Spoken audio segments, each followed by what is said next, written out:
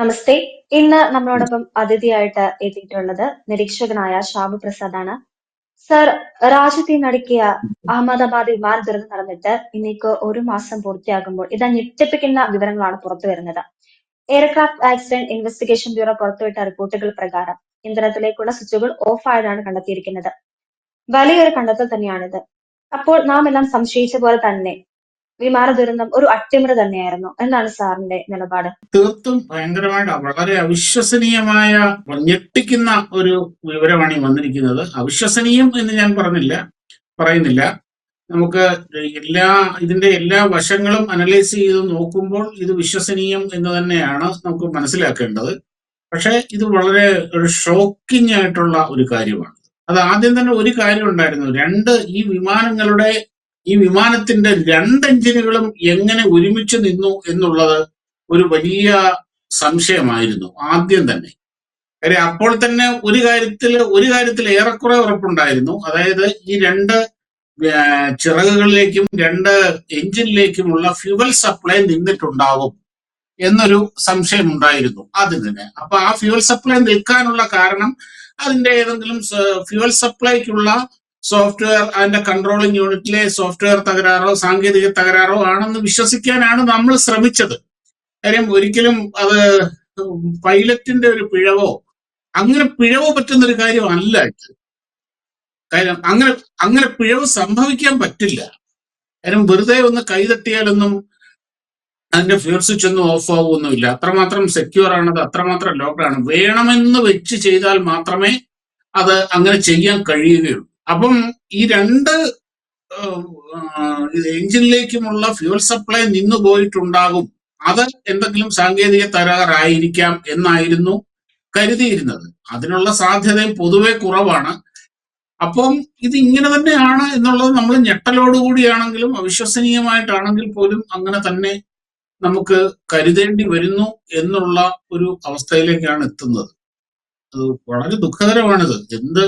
ഇനി അതിന്റെ പുറകിൽ എന്താണ് സംഭവിച്ചതെന്നുള്ളതിനെ പറ്റിയൊക്കെ വിശദമായ അന്വേഷണം വേറെ വേണ്ടി വരും. സർ, അതേസമയം ഇപ്പൊ നമ്മൾ പൈലറ്റുമാരുടെ സംഭാഷണങ്ങളും കേട്ടിട്ടുണ്ട്. ആരാണ് സ്വിച്ച് ഓഫ് ചെയ്തതെന്നുള്ള രീതിയിൽ. അപ്പൊ ഇതൊരു മനഃപൂർവ്വമായിട്ടുള്ള ഒരു പ്രവർത്തി തന്നെയാണെന്ന് അതിൽ നിന്ന് വ്യക്തമാണ്. പിന്നെയും നമുക്ക് മനസ്സിലാക്കാൻ സാധിക്കുന്നത് ആരുടെ ശബ്ദമാണെന്ന് ഇതുവരെ ഐഡന്റിഫൈ ചെയ്തിട്ടില്ല. അപ്പൊ അതിനുള്ള സംവിധാനങ്ങളൊക്കെ അതിന്റെ സാങ്കേതികമായ കാര്യങ്ങളൊക്കെ എങ്ങനെയായിരിക്കും? ഇല്ല, ഇപ്പൊ ഈ ശബ്ദം മാത്രമല്ലേ പുറത്തു വന്നിട്ടുള്ളൂ. അത് ആരാണ് സംസാരിച്ചത്? ഇനിയിപ്പം ഈ അപകടത്തിന്റെ മുഴുവൻ കാര്യങ്ങളും റീക്രിയേറ്റ് ചെയ്യണം. അനിമേറ്റ് ചെയ്ത് റീക്രിയേറ്റ് ചെയ്ത് ആ ശബ്ദം അത് അങ്ങനെ പരിശോധിച്ച് നോക്കിയാൽ മാത്രമേ ഇത് ആര് പറഞ്ഞു എന്നുള്ളത് മനസ്സിലാവുകയുള്ളൂ, നമുക്ക് വ്യക്തമുള്ളൂ. അതിന്റെ കുറച്ചുകൂടി സമയമെടുക്കും. പക്ഷെ ഇത് ഇങ്ങനെ തന്നെയാണ് എന്ന് തന്നെയാണ് നമുക്ക്, അങ്ങനെ മാത്രമേ നമുക്കിപ്പോ വിശ്വസിക്കാൻ കഴിയുള്ളൂ. അത് കുറച്ചുകൂടെ എന്തായാലും ഈ അപകടം പൂർണ്ണമായിട്ട് ഇതിലെ മുഴുവൻ ഡേറ്റ അനലൈസ് ചെയ്ത് ഈ വോയിസ് റെക്കോർഡ് അനലൈസ് ചെയ്ത് പൂർണ്ണമായിട്ട് എങ്ങനെ വിമാനം പറന്നു പൊങ്ങി താഴെ വീണു എന്നുള്ളത് കംപ്ലീറ്റ് റിക്കവർ ചെയ്ത് സ്ക്രീനിൽ കാണുന്ന രീതിയിൽ ചെയ്യാൻ കഴിയും.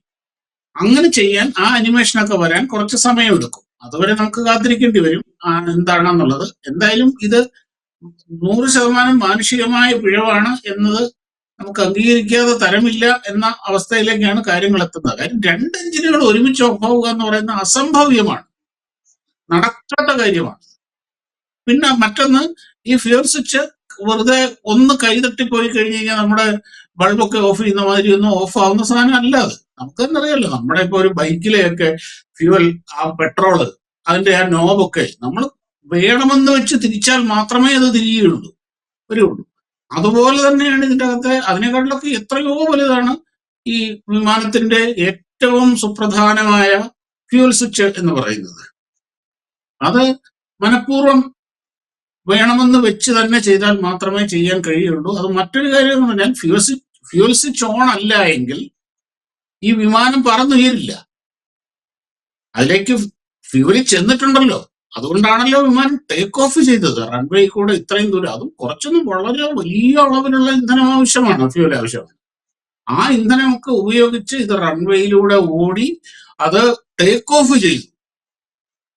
ആ ടേക്ക് ഓഫ് ചെയ്ത് കഴിഞ്ഞതിന് ശേഷമാണ് ഇതിന്റെ അകത്തേക്ക് ഫ്യൂവൽ സപ്ലൈ നിന്നതും ഇതിന്റെ സംഭവം നമുക്ക് ഈ എക്സ്പ്ലോഡ് ആവുന്നതും താഴേക്ക് വരുന്നതും. അപ്പൊ അത് എപ്പോഴാണ് ഇത് സംഭവിച്ചത്? ഇനിയിപ്പോ നമുക്കറിയില്ല. ഇനിയിപ്പം വിമാനം പറന്നു വരാൻ ആവശ്യമായ ഇന്ധനം നമ്മൾ വണ്ടിയിലൊക്കെ റിസർവ് എന്ന് പറയുന്ന പോലെ അതിൻ്റെ അകത്ത് നേരത്തെ ഉണ്ടായിരുന്നു. അത് ഉപയോഗിച്ച് പറന്നുയർന്ന് പിന്നീട് ഫ്യൂൽ വരാതെ താഴെ പോയതാണോ? അതിനെപ്പറ്റിയൊക്കെയുള്ള വളരെ ഡീപ്പായിട്ടുള്ള സാങ്കേതിക വിവരങ്ങളാണ് അതൊക്കെ. അതൊക്കെ ഇനിയും വരാനിരിക്കുന്നതേ ഉള്ളൂ. എന്താണെങ്കിലും ഇത് 100% മാനുഷികമായ പിഴവ് തന്നെയാണ്. പിഴവല്ല, മനഃപൂർവ്വമാണ് എന്ന് തന്നെ നമുക്ക് ഇപ്പോഴത്തെ അവസ്ഥയിൽ വിശ്വസിച്ചേ പറ്റൂ. സാർ, ഈ റിപ്പോർട്ടുകൾ പുറത്തു വന്ന പ്രകാരം ഇപ്പം എല്ലാം അവർ പുറത്തുവിട്ടിട്ടുണ്ട്. അത് നമുക്ക് ആവശ്യമായത് മാത്രം, ഇവിടെ എന്തെങ്കിലും ഹൈഡ് ചെയ്തതായിട്ട് ഒരറിവുണ്ടോ? ഇനിയിപ്പോ നമുക്ക് വേറൊരു കാര്യം എന്ന് വെച്ചാൽ ഇന്ത്യൻ മാധ്യമങ്ങളെക്കാളും കൂടുതൽ ഇപ്പൊ ഇതെല്ലാം ദേശീയ മാധ്യമങ്ങളാണ് റിപ്പോർട്ട് ചെയ്തത്. അതില് അമേരിക്കൻ മാധ്യമങ്ങളൊക്കെ പറയുന്നത് അനുസരിച്ച് ഇന്ത്യൻ സംഘം അമേരിക്കൻ സംഘത്തോട് സഹകരിച്ചില്ല, അവർ മനഃപൂർവ്വം വൈകിപ്പിച്ചു, ബ്ലാക്ക് ബോക്സ് കണ്ടെത്തുന്നതാണെങ്കിലും അതിന്റെ റിപ്പോർട്ട് എടുക്കുന്ന മനഃപൂർവ്വം വൈകിപ്പിച്ചു തുടങ്ങിയ വിവരങ്ങളൊക്കെ പുറത്തു വരുന്നുണ്ട്. അതിനെങ്ങനെയാണ് നോക്കിക്കാണുന്നത്? എന്താണ് ഇവര് തമ്മിലുള്ള കോർഡിനേഷൻ? ഇതിപ്പോ മാധ്യമങ്ങൾ പറയുന്നതല്ലേ നമുക്കറിയുള്ളൂ.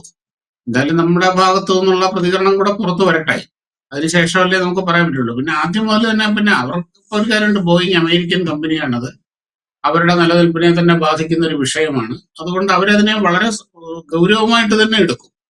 ഗൗരവമായിട്ട് തന്നെ എടുത്ത് കാര്യം അതിന്റെ എന്താണ് ഇതിന്റെ യാഥാർത്ഥ്യമെന്ന് പുറത്തു കൊണ്ടുവരാൻ അവർ പരമാവധി എത്രയും വേഗം കൊണ്ടുവരണം. കാര്യം എത്രയും വേഗം കൊണ്ടുവരേണ്ടത് അവരുടെ ആവശ്യമാണ്. അങ്ങനെ അവർ കുറച്ച് സ്പീഡിൽ വർക്ക് ചെയ്തിട്ടുണ്ടാകും. നമ്മുടെ അന്വേഷണ സംഘത്തിനും കാര്യങ്ങൾ ബോധ്യപ്പെട്ടിട്ടുണ്ട് എന്നാണ് മനസ്സിലാക്കാൻ കഴിയുന്നത്.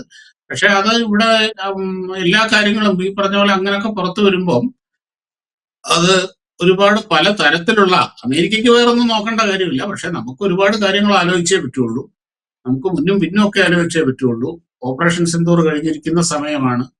അതുപോലെ നമ്മുടെ ഇന്ത്യക്ക് അകത്തുണ്ടാകാവുന്ന സാമൂഹിക രാഷ്ട്രീയ സാഹചര്യങ്ങളെല്ലാം വിലയിരുത്തിക്കൊണ്ട് ഇന്ത്യ അതിൻ്റെതായ രീതിയിലുള്ള ഒരു അവധാനത ഭാരതം കാണിച്ചിട്ടുണ്ടാകും. അതിനെ കോപ്പറേറ്റ് ചെയ്യുന്നില്ല, നിസ്സഹകരണമാണ് എന്ന് അവർ വ്യാഖ്യാനിക്കുന്നുണ്ടാകും. ഇത് ഒരുപക്ഷെ ഇനി മറ്റൊരു രാജ്യത്ത് നടക്കുന്ന അപകടത്തിൽ നമ്മൾ ഇൻവോൾവ് ചെയ്യുന്ന കാര്യത്തിൽ ഒരുപക്ഷെ നമ്മളും ഇങ്ങനെയൊക്കെ തന്നെ ആയിരിക്കും പെരുമാറുക. അതൊക്കെ പറയാൻ പറ്റില്ല. അത് അമേരിക്കയെ സംബന്ധിച്ചിടത്തോളം അത് അവരുടെ നിലനിൽപ്പിന്റെ, ബോയിങ്ങിനെ സംബന്ധിച്ചിടത്തോളം അത് അവരുടെ നിലനിൽപ്പിന്റെ പ്രശ്നമാണ്. അതുകൊണ്ട് അവരത് അതിവേഗം ഇവിടെ പുറത്തു കൊണ്ടുവരാൻ ശ്രമിക്കും. നമ്മളെ സംബന്ധിച്ചിടത്തോളം പല കാര്യങ്ങളും നമുക്ക് ശ്രദ്ധിക്കേണ്ടതുണ്ട്. പിന്നെ ഇതിൻ്റെ അകത്ത് നമ്മൾ മനസ്സിലാക്കേണ്ടത് പറഞ്ഞാൽ ഇപ്പൊ എയർ ഇന്ത്യ, ഇപ്പം ടാറ്റ എയർ ഇന്ത്യ ഏറ്റെടുത്തതിന് ശേഷം വളരെ വലിയ ഗൂഢാലോചനകൾ അവർക്ക് എയർ ഇന്ത്യക്കെതിരെ നടക്കുന്നുണ്ട്. നമ്മുടെയൊക്കെ മാധ്യമങ്ങളിൽ വരുന്നത് തന്നെ നമുക്കറിയാം. നമ്മുടെ സാമൂഹ്യ മാധ്യമങ്ങളിലൊക്കെ വരുന്ന ചില റിപ്പോർട്ടുകളൊക്കെ കണ്ടിട്ടില്ലേ, ചില പ്രതികരണങ്ങൾ കണ്ടിട്ടില്ലേ, എങ്ങനെ നമ്മൾ എന്ത് സുരക്ഷിതത്തോടുകൂടിയാണ് എയർ ഇന്ത്യയിൽ കയറുന്നത്, എയർ ഇന്ത്യക്കുള്ള ടിക്കറ്റുകൾ റദ്ദാക്കുക, അങ്ങനെയൊക്കെ ഒരുപാട് കാര്യങ്ങൾ ഇങ്ങനെ വരുന്നുണ്ട് പല രീതിയിൽ. അപ്പൊ ഇത് എല്ലാം കൂടെ കൂട്ടി വായിക്കുമ്പോൾ ഇതിന്റെ ഗൂഢാലോചനയുടെ ആഴം എത്രത്തോളം ഉണ്ട് എന്ന് നമുക്ക് കുറച്ചുകൂടെ ഒന്ന് വെയിറ്റ് ചെയ്ത് ഇരുന്ന് നമുക്ക് കാണേണ്ടി വരും. സാർ, ഇനി ഇതുപോലൊരു അപകടം ഉണ്ടാകാതിരിക്കാനുള്ള സാധ്യതകൾ ഏതൊക്കെയായിരിക്കും? ഇപ്പം ഇത്രയും വലിയ ഒരു ദുരന്തം നടന്നു, അത് അതിന് നാം സാക്ഷ്യം വഹിച്ചു. അപ്പോൾ പ്രത്യേകിച്ച് ഇത് ഇപ്പോൾ വരുന്ന വിവരങ്ങൾ അനുസരിച്ച് ഇതൊരു മനുഷ്യനിർമ്മിതമാണെന്നൊരു സംശയം കൂടി വരുന്നു. അപ്പോൾ ഇനി എന്തൊക്കെയായിരിക്കും അതിനുള്ള സാധ്യതകൾ? നോക്കൂ, ഈ മനുഷ്യനിർമ്മിത മനഃപൂർവ്വം മനുഷ്യൻ ഉണ്ടാക്കുന്ന ദുരന്തങ്ങളാണെങ്കിൽ അതിനെ എങ്ങനെ ഏതളവ് വരെ തടയാൻ കഴിയും എന്നുള്ളത് വലിയൊരു പ്രശ്നമാണ്. ഇപ്പം ഈ സൂയിസൈഡ് ബോംബേഴ്സ് ഒക്കെ ഇല്ലേ, ഒരാള് സ്വയം അയാളുടെ ജീവനിൽ അയാൾക്ക് പ്രശ്നമല്ല എന്നുണ്ടെങ്കിൽ അയാളെ തടയുക എന്നുള്ളത് വലിയ ബുദ്ധിമുട്ടുള്ള കാര്യം, വലിയ പ്രയാസമുള്ള കാര്യം. ഇതിപ്പം മനുഷ്യനാണ്. മനുഷ്യൻ ഏതൊക്കെ സമയത്ത് എങ്ങനെയൊക്കെ ചിന്തിക്കുമെന്നും പ്രവർത്തിക്കുമെന്നൊന്നും കണ്ടെത്തുന്ന ഒരു ടെക്നോളജിയും ഇതുവരെ ഇല്ല. ഏതാണ്ട് ഇതുപോലെ തന്നെയാണ് നമ്മുടെ ഒരു മലേഷ്യൻ വിമാനം കാണാതായതും ഇതേപോലെ ഈ പറഞ്ഞ പോലെ പൈലറ്റ് മനഃപൂർവ്വം കൊണ്ട് ചാടിച്ചതാണ് എന്നൊരു നിഗമനത്തിലാണ് ഇപ്പൊ അന്താരാഷ്ട്ര മാധ്യമങ്ങളൊക്കെ പല പൊതു അന്വേഷണ സംഘങ്ങളും എല്ലാം എത്തിയിരിക്കുന്നത്. ഇവിടെ അങ്ങനെയാണോ എന്ന് നമുക്കറിയില്ല. എന്തായാലും ഇത് മനുഷ്യനിർമ്മിതമായ മനഃപൂർവ്വമായി സംഭവിച്ച ഒരു സംഭവമാണ്. അതിനെയൊക്കെ എങ്ങനെ തടയാൻ കഴിയും എന്നുള്ളത് എനിക്ക് അതൊന്നും മനസ്സിലാവുന്നില്ല. ഒരു എത്രത്തോളം നമുക്കൊരു മനുഷ്യനെ മനസ്സിലാക്കാൻ കഴിയും? മനുഷ്യരെ മനസ്സിലാക്കാൻ കഴിയും. അതിന് വലിയ പരിമിതിയുണ്ട്. സാങ്കേതികമായ കാര്യങ്ങളാണെങ്കിൽ നമുക്ക് പരിഹരിക്കാൻ പറ്റും, 100% പരിഹരിക്കാൻ പറ്റും. പക്ഷെ ഇങ്ങനെയുള്ള കാര്യങ്ങൾക്ക് എനിക്കറിയില്ല എന്ന് പറയാം. സാർ മറ്റൊരു കാര്യം പറയുന്നത് ഈ വിഷയത്തിൽ ഇത് പാകിസ്ഥാനിൽ ചാവേറാണ്, പാകിസ്ഥാൻ അട്ടിമറിക്കാൻ ശ്രമിച്ചതാണെന്നൊക്കെയുള്ള വാർത്തകളും വരുന്നുണ്ട്. അതിനെ എങ്ങനെയാണ് നോക്കിക്കാണുന്നത്? പാകിസ്ഥാൻ എന്തായാലും അതൊക്കെ ആഗ്രഹിക്കും എന്നുള്ള കാര്യത്തിൽ സംശയമൊന്നുമില്ല. അവരിതിനു മുമ്പും ഈ പറഞ്ഞ പോലെ വിമാനം തട്ടിക്കൊണ്ടുപോകലിനും നമ്മുടെ ഇവിടെ രാജ്യത്തിനുള്ളിൽ അട്ടിമറി നടത്തുന്നതിനുമൊക്കെ അവർ ധാരാളം മുൻകൈ എടുത്തിട്ടുണ്ട്. ഇങ്ങനെ ഒരു അവസ്ഥയിൽ അവർക്ക് തീർച്ചയായിട്ടും അവർ അങ്ങനെ എന്തെങ്കിലും ചെയ്യണം എന്ന് അവർ ആഗ്രഹിക്കുന്നുണ്ടാകും. പക്ഷെ എന്നാലും എയർ ഇന്ത്യയെ പോലെയുള്ള ഒരു അത് സാധിക്കുമോ? നമ്മൾ അങ്ങനെ സംഭവിക്കില്ല എന്ന് വിശ്വസിക്കാനാണ് നമുക്ക് തോന്നുന്നത്. എന്തായാലും ഈ വിഷയത്തിൽ നാം എല്ലാവരും കാത്തിരുന്നതാണ് എന്താണ് അഹമ്മദാബാദ് ദുരന്തത്തിന് യഥാർത്ഥ കാരണമെന്ന്. അതിപ്പോ നാം അറിഞ്ഞു കഴിഞ്ഞു. ഇനി ബാക്കിയുള്ള കാര്യങ്ങൾ നമുക്ക് പുറകെ മനസ്സിലാക്കാൻ സാധിക്കുമെന്ന് വിശ്വസിക്കാം. ഇത്രയും സമയം നമ്മളോടൊപ്പം ചെലവഴിച്ചതിന് നന്ദി സാർ.